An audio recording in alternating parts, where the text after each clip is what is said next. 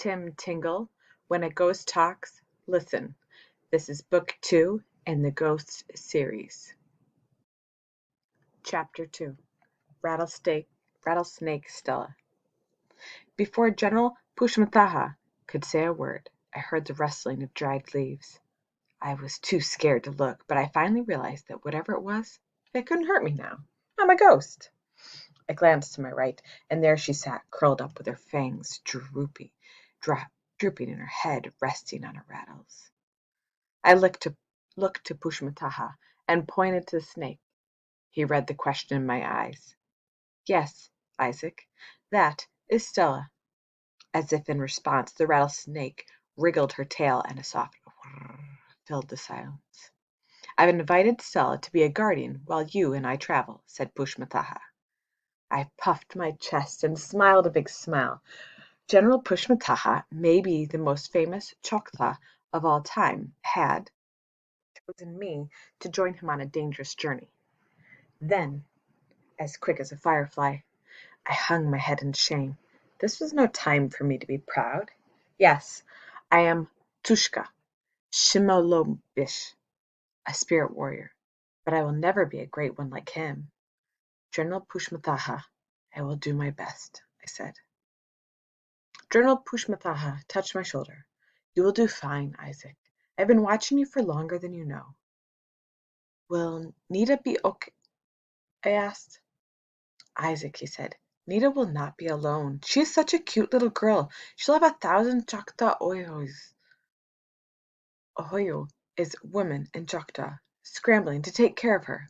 But that task will fall on one very special Ohoyo, our Choctaw councilwoman. The snake lifted her head and tail at the same time. She gave a rattle, pointed her pointy head in my direction, and waved her fangs at me. Oh, ghost or not, I was afraid. It's only Stella, said Pushmataha, trying not to laugh. I did my best to smile at her, but I had been trained from childhood to make no sudden movements around a rattlesnake. Even though this was Stella, she was still a snake. Maybe my brother Luke can look out for Nita, I suggested. This did not please Rattlesnake Stella. Her head froze, and she stared at me with unblinking eyes.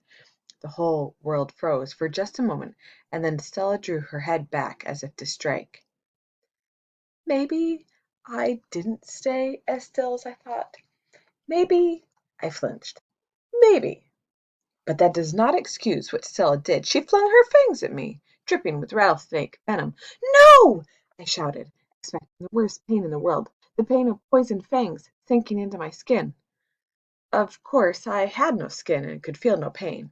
Rattlesnake Stella and General Pushmataha just laughed. At me. Stella slithered into the general's lap. I tried my best to be mad, watching the most honored of all Choctaw chiefs, now a ghost, and a Choctaw councilwoman, now a rattlesnake, share laughter at my expense. Finally, I did what any good Choctaw would do. I joined them. We all had a good laugh, a good Choctaw laugh.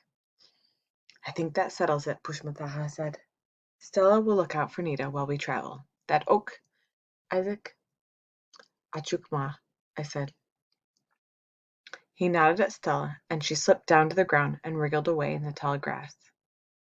I still don't know where we're going, I thought. Glad you asked, Isaac, said Pushmataha. He brushed a mosquito from his nose and glanced to the treetops.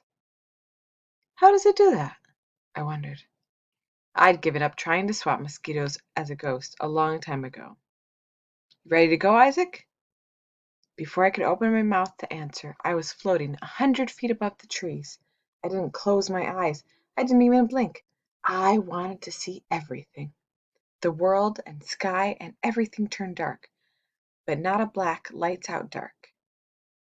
No, this dark swirled with color, yellow and red and blinding white, then briefly black as night. I felt neither dizzy nor strange as I sat and watched the kaleidoscope of flashing colors. Green and purple and sky blue too. Halito, I whispered. Hello. I'm here, Pushmataha said. We are oak, Isaac. I could no longer feel the wind, but I knew it was blowing. My body tumbled like a leaf in a tornado, upside down and around and around. I put my hand to my mouth to keep from throwing up and sending regurgitating corn like yellow raindrops on the walkers below. That's dumb, I thought. Ghosts don't eat, so ghosts can't vomit. And then for the first time in several days, I felt the shiver. I closed my eyes, but when I opened them, I saw nothing I hadn't seen before. Yet something was different.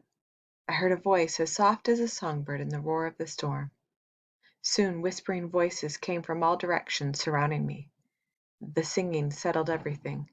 I smiled to hear the song, Shalom Bish Holib Tobama, Amazing Grace, in Choctaw. Through the mist, older men and women circled all around me. Their heads were bowed and their palms were lifted to the high heavens as they sang.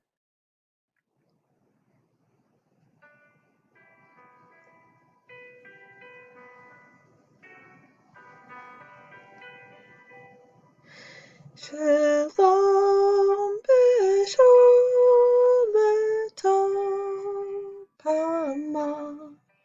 Ishmem Tipulacha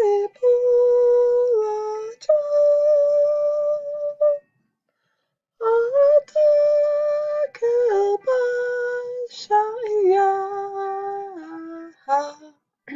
Ishpi Yakba Lashki. How could I feel afraid? The wind blew gently and I stopped rolling. I opened my eyes and I saw the earth below, through fleeting holes in a cloud. We sailed over mountains covered in tall pine trees. Sometimes we flew high above the mountain tops and over other times so close to the forests below that I could have leapt onto a tree limb. We slowed down as a sparkling river came into view, winding like a snake through the forest. Small canoes and fishing boats floated up and down the river. So this is what it's like to be a hawk, I thought. Soaring up and diving down, from clouds to earth and back again. I wonder what it's like at night. Suddenly a ball of fire dropped from the sky. I expected the woods to explode in flames and to see foxes and squirrels fleeing from the fire. But nothing burned, nothing. Instead, everything turned dark. A yellow moon glowed on deep blue waters, surrounded by twinkling silver stars. I realized I had just watched a sunset, the fastest sunset ever. Wait till I tell Joseph. I had never seen a world so beautiful. I was beginning to understand why ghosts are so much happier than people. Even though death surrounds us, so does life, and life is an adventure, one exciting moment after another. Chapter 3. He rides a white horse. The river soon widened and flowed into a bay. We're almost there, Pushmataha said. As if he had made it happen, the glowing ball of fire lifted to the sky, slower this time. Maybe we'll land soon, I thought. Less than 4 seconds later, we stood beneath a fat oak tree. Thick limbs hung almost to the ground. A tall stone fence surrounded us, and gravestones were scattered up and down narrow paths. I heard the sounds of drums. Many drums. I had heard of armies marching into battle, but never had I seen anything like this. Across the graveyard, soldiers entered through an iron gate. First came the drummers, followed by men in fancy uniforms riding horses. The horses stepped high, almost dancing. Next came the marching soldiers with their guns held over their shoulders. The soldiers marched to the beat of the drums, lifting their feet high and pounding their boots to the ground. I looked at General Pushmataha. He held his head high, too, just like the officers riding the horses. He slapped his hands against his thighs to the beat of the drummers. He is one of them, I thought. He wants to be with them. But I was wrong. He did not want to be with them. A loud cheering sound rose from the crowd outside the gate. A man riding a white horse entered the graveyard, dressed in a blue uniform and holding his hat under his left arm. His head was tilted in pride, and his long white hair blew in the breeze. General Andrew Jackson, Pushmataha whispered. A wagon entered the gate behind the new general, pulled by 6 strong ponies. Pushmataha froze upon seeing the wagon. It carried a long box made of shiny wood. I had seen so many suffer on the walk. I had watched the creeping sickness and the fires that took so many lives.